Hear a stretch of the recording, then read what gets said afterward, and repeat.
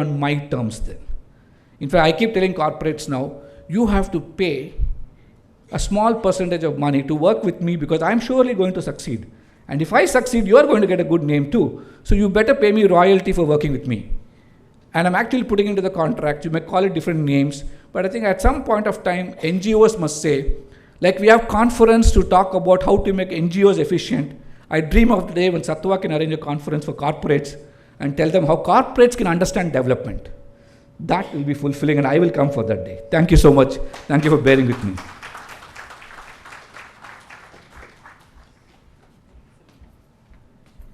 There you go, ladies and gentlemen, two perspectives. I shared one before, now I'm going to share another one. When we got the corporate mandate is when my organization, now this is within a closed room, so I have the ability to share this. My organization came to me and said, okay, we have to mandatorily do CSR. We don't know anybody else, you've worked in the space, so you do it. So they didn't really think about it strategically. But thankfully, they brought into the conversation somebody who had little experience in this space. The next thing they did was, what is the ROI? So they asked me, we're going to spend this much of money, what is the ROI? I had marketing, which is what does ROI, which makes sense. So when CSR came into the conversation at the end of the year, I got the leader to say, okay, the smiles that we've got from the children we have touched is something we will consider as ROI. So a small win against a very big mandate of saying, what is the ROI, where is our brand, where is our name? You can actually measure the smiles and monetize it. And give you an ROI. No, I don't think we should do that. I think the conversation should be around getting the leaders to invest in understanding what it is. We have a problem. Yeah. So there you go. With that, I'm going to open up the fireside chat, and for that, I'm going to invite on stage Rajkumar from TE Connectivity. He's currently the Director and Site Leader CSR Head for TE Connectivity India. He heads this organization with a primary focus on new value creation, collaboration, and sharing best practices and tools across all teams, employee engagement, and leveraging the Indian IT, business process management, analytics, and engineering services ecosystem for the parent organization.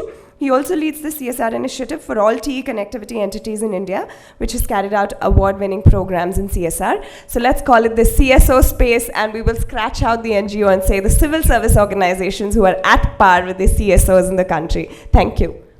For creating economic capital and hoping for social consequences. We should dream about creating or work towards creating the human and social capital, which I believe will produce economic consequences. And so look at your activities and say, can I partner to build this first? And before I conclude the last, understanding partnerships. As we're preparing our annual report this year, I was asking my team, can we enumerate the different partners we have worked with? It's more out of curiosity, I said, and I want to understand it and do some work on it. And we realized with 105 partners we worked with the last financial year. That's a huge list. And if you can box them, they're corporates, they're government, local government to national government. There are other civil society groups that we work with, and there are community groups that we work with. And when you put them all together, I realized, is there something common amongst all these partnerships that we can actually talk about, standardize, and say, if we can, and you know, as an academician today, I would believe that if you can't replicate this in a real life experiment, it's useless, it's only textbook. So can we really give a formula which can make partnerships work? So I have a very simplistic formula. I call it the 6 R's of partnership. The first R we ask is, and partnerships are driven by trust, mutual respect, and a sense of equality. Tell me honestly, ask this question and ask yourself in a very introspective, reflective mood, and give me an honest answer. If you are a corporate partner, do you truly feel equal to a small NGO working in a village? You'll always feel hierarchically superior. Whether you like it or not, the person who writes the check thinks he pulls the strings. Now that's a problem. Now that partnerships are never built that way. To me, partnerships, the first R of partnership is what resources that each of us bring to the table. I bring a resource. I may bring financial resource as a corporate, but the NGO brings intellectual resource. The civil society group brings experiential resource. You can never match it. If I have worked for 32 years in the field, I bring enormous experience of working with indigenous communities and rural communities of India. Now that's a resource you can never cost, you can never match. If you monetize it, you can never afford it. Let me tell you that much. I know what intelligence costs today. I speak around the world and I know what I'm worth. So I can tell you what the civil society group's knowledge is worth. So don't undermine it. So I bring a resource, you bring a resource, let's be equal. Partnerships are equal. If state comes in, state brings in a resource. The next R is when you build a partnership, let's understand we both carry responsibilities into the partnership. Together we have to make sure the community progresses. All of a sudden the equation is the corporate sector always thinks the NGO should deliver on impact. Now you brought in a resource called money, I brought in a resource called talent, and together we have to make sure community progresses. Now can we change the measurables? That if I fail, it is your failure too. It is not just my failure and you walk out of the partnership. Together we have failed. That's what can happen in a partnership. So resources, responsibilities. The third is roles. Let's define roles. Now you don't come in and tell me how to do social development. I've had problems with, suddenly 6 people from, I won't mention it, because one of my classmates was heading a global CSR portfolio of that company. Company works in 70 countries. He suddenly felt somebody has to come and work with me. So he sent 6 of his employees on an 8-week engagement, NGO engagement. They messed up my work and left. I told that guy, I said, next time you ask me, I'm going to throw you out first from my calendars, from my address book. They come, they've been in the IT sector. You are experts in IT, I understand, I concede that. But what makes you believe that you're an expert in India's education for tribal people in a forest? Automatically doesn't confer any status on you. Now, if you don't come with the humility that I'm going to learn about education from SVYM or any NGO, and look at what do I have to offer, and together can we make things better? Now, that's a different approach altogether. That's a different paradigm. If the paradigm is, I know because I have been there, I think there's a problem there. We need to really understand. So there are roles which are different. Your role is different, my role is different. Let's understand it and work together. The fourth are, there are risks in every partnership. I risk a lot when I work with corporates.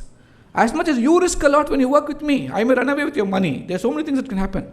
So can we share resources? Can we share responsibilities? Can we share roles? Can we share the risks? And finally, remember, there are rewards for every partnership. Now, I can always say I did it myself. That's what most NGOs do. I think that's wrong. We should learn to say we did it together. And that's what is a huge difference. Because corporate also wants, I have realized one thing. Except one corporate entity I worked with, no other corporate has told me don't have my name. Only one corporate till now I have worked with who's actually put it on a contract saying I cannot speak about their partnership. And so I'm not telling their names. I can't even say that. They're one of the finest partners I've worked with. It's a family-held, large global company which said you shouldn't even tell anybody we are working with you. Now, I can tell you every other corporate makes a huge, one of the reasons of evaluation for the auditor is not to look at the money I have spent. He'll come and ask, where is the board? Where is the report? You left out my name. It's not about community or his education at all. It's about I taking care of the education of that community. That's all I want. It's not unfair. It's a fair demand. After all, let's concede. There's no altruism in CSR for many people. And there's nothing wrong. I'm a very pragmatic man. Now you bring a resource to the table to help people. Incidentally, you want to be known for helping people, that's okay. But let's be clear about it. No? Let's take the rewards and let's divide it appropriately. And the last R is we should have the courage to keep reviewing our partnerships. I would not like to work with a corporate for longer than what I should be with them. As much as a corporate should also not want to work with a civil society group as much as they should be with. When you can say I'll exit in 1 year or 2 years, I must also be able to say I don't want to partner with you after 2 years. Now that's not an easy thing which most NGOs can do because of the fact that we are at the receiving end of funding. It's a problem. The only way this can be changed, the paradigm can be changed, is for civil society to wake up and stop being donor driven, stop being donor dependent.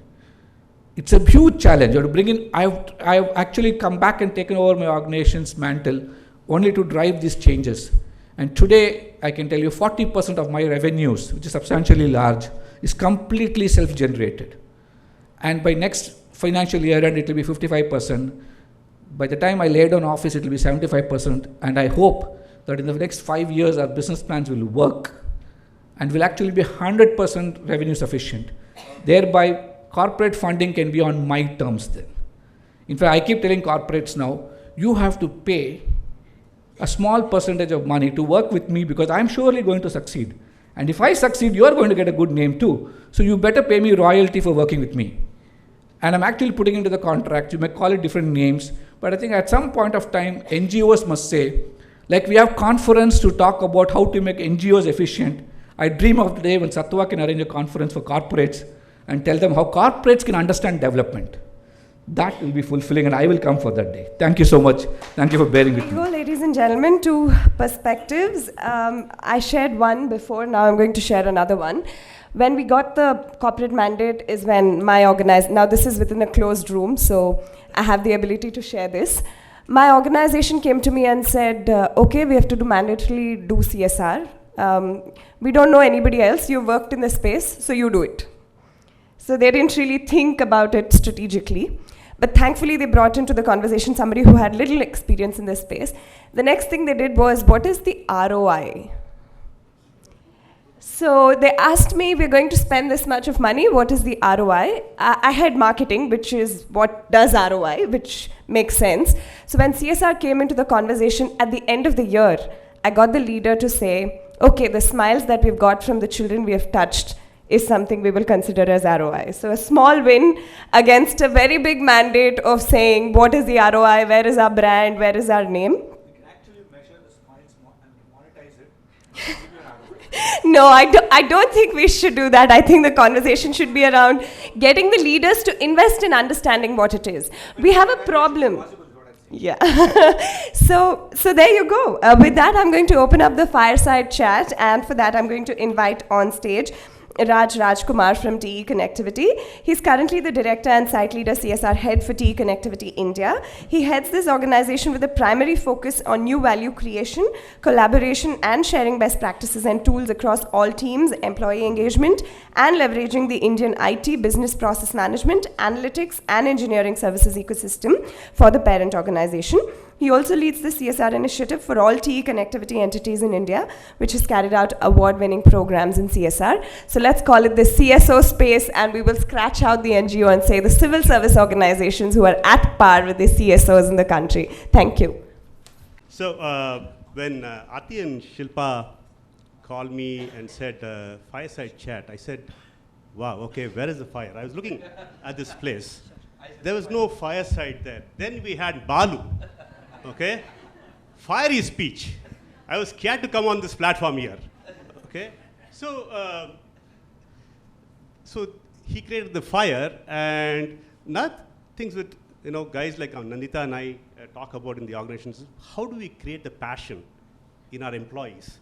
We work with NGOs very closely, and we see the passion which they bring to the table, and they overcome what sometimes I think insurmountable problems, okay, and get it done on time, somehow on time, okay, and my only, they get paid 1/5, 1/10 of what we pay our people. And still these people are able to do it and come back smiling and say, wow, and they feel very good that they're able to accomplish, and they say, somehow we managed, hope that's working well with you, and so on. So, there's fire in the belly. He has a lot of fire in his belly, right? I wish many of us in our organizations, respective organizations, had that kind of fire in our belly. So, from both their speeches, if I can call that, one thing was clear: ecosystem. For partnerships, we need to look at the ecosystem. So I want to figure out what is the ecosystem that we have here. So both of them talked about ecosystems as corporates, CSOs, not NGOs, government, community, target audience, enablers, facilitators like Sattva, FICUS, and so on, citizens, academia, employees, so on and so forth. So all this probably forms the ecosystem. So I want to figure out what part of the ecosystem that we have here.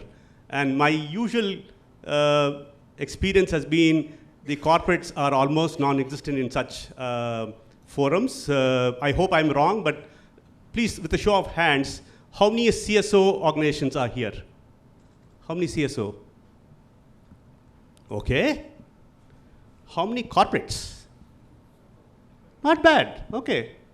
Great show, Sattva and FICUS, to get the corporates in here. Academia? Okay. 2, 3, 4, fair. Government, it's always behind us, okay? So rest of us are employees, citizens, and so on, so I won't go beyond that. So we have a fair mix of two key players in this partnership, and both talked about these two key players, the CSOs and the corporates. So I could call it the two Cs after your 6 Rs. So I want to put in perspective what I took away from both these speeches. One is Nandita. So I was trying to draw parallels for what we heard from her. So she obviously talked about ecosystem, quickly understanding in 95, 97 time frame that the ecosystem had to work together, right? So we've also understood now that ecosystem had to work together. And she also pointed out there were no easy answers, right? No easy answers, no easy way to get things done. So I know many of us fret and get concerned that, we have these problems and nobody's willing. So we go and talk to each other as part of the ecosystem, and I'm sure many of us come across that situations where we are wringing our hands and saying, you know what, they just don't understand. Like she said, the colleges said, oh, we have so many good students and why are you not taking them and so on. Not our problem, we'll give you knowledge, we'll give them knowledge, you create employment. But then in the process, but still, there were some people who went after it, right? Because there was a goal, right? There is this huge opportunity which companies like hers, mine too, saw. And I think there is a huge opportunity for all of us. There's going to be a lot of growth in India. I'm an optimist, okay? And I see India in a fantastic sweet spot. So I see a huge growth in the Indian economy and the companies which work here. And if our CSR journey has gone the way it is, I think a lot more money coming into the field. So there's a lot of opportunity for all of us and to do good. And I think all of us go back saying that, feeling very good, saying that we've done something good. So there is opportunity, like it was at that time. So I think there was one sweet spot that they discovered when they created jobs. So I think that's when everybody woke up, right? So that was the outcome, not the output, but that was the outcome that started the self-sustaining to some extent. I love this word, self-sustaining, let's say sustaining at sea. So people got more interested, the ecosystem players got more interested, and there was outcome to see. And finally, as Balu pointed out, over a period of time, we saw the social impact.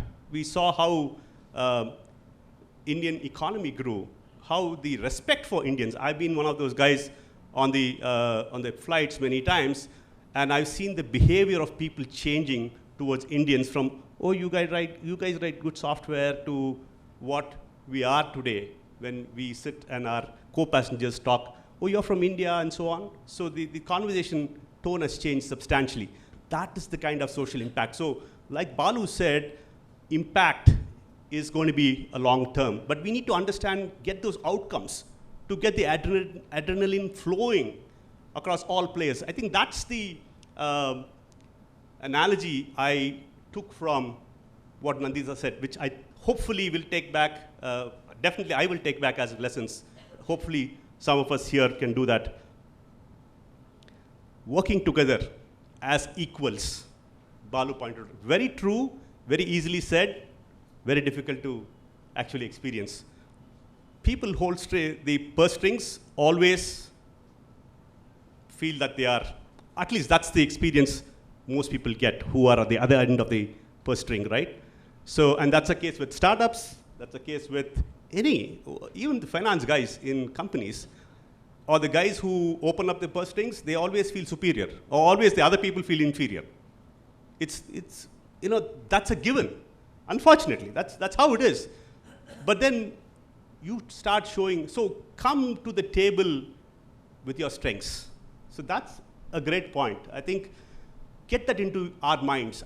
Not that we are superior. I'm not asking us, any of us, whether we are corporates or CSOs or anybody in the ecosystem, not that. come with a feeling that you bring strengths to the table and lay it on the table. This is what we bring to the table.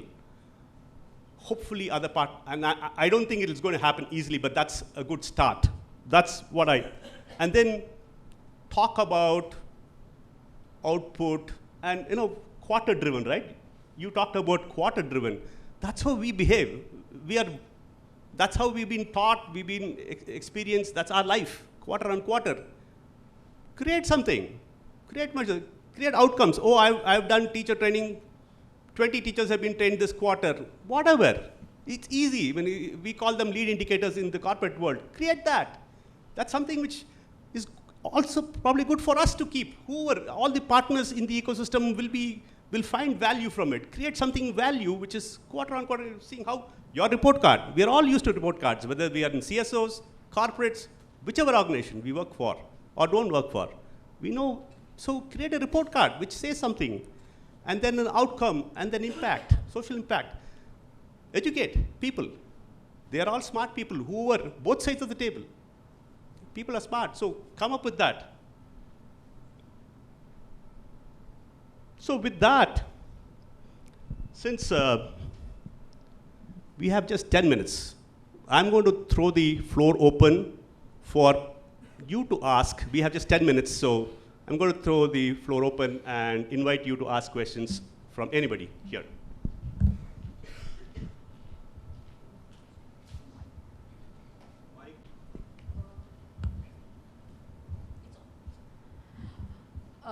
Very good morning to all of you. It's a real privilege for me. For you people, it may be your 1050th conference. For me, it is my first conference. And I'm really, really delighted to hear both the views. I have one specific question for both the sides. One for CSR side and one for this one. I'm a teacher by profession and run a CSO. So I hope you have heard about a word called as symbiotic relationship. Symbiotic relationship is when two partners both get mutually benefited from the partnership. And I feel CSR and CSO should be having a symbiotic relationship, not a parasitism or mutualism where one gets benefited and other doesn't get benefited, or one gets benefited but other gets actually a side effect. Sir, SVYM, I am a big fan of yours. I was very happy that I'll be coming here where you are here. I have one very simple question for you. When a corporate is spending money on your project, don't you feel you are answerable to them? And second thing, for a corporate, when you are spending that much money, when you should be having some confidence or some faith on them that they will do well, or you should always expect good and you will see that my duty is done, I have given my money, so it is done, or this one will say, CEO service deal, I have taken money, your work is done, so this one, don't we feel we should have faith from both the sides, or it's only that one person will be giving and other person will be answerable? I just want the answer from you guys. Well, let me and then talk a little about what you said. There's undoubtedly accountability is an integral part of a partnership. So when I said rewards, we are accountable to the role that we play, we're accountable to the responsibility we're committed to deliver, and that is why you review every partnership. As much as a corporate entity is accountable to the NGO or the CSO, whatever we call it, for living up to their responsibility or their side of the bargain. So it's two-sided. I don't think it's not just a corporate. I think we're accountable to everybody. But my first accountability is the community I serve, and then comes to everybody else. Everybody else is a lesser phase of it. Now, I don't agree with you, or I'd rather say I'll qualify. Symbiotic relationship is not what I would seek, personally. Symbiotic means our both existence depends on each other. That's dangerous. I would look for a synergistic relationship, where we all exist with our own individualities, but we learn to work together for achieving a better good.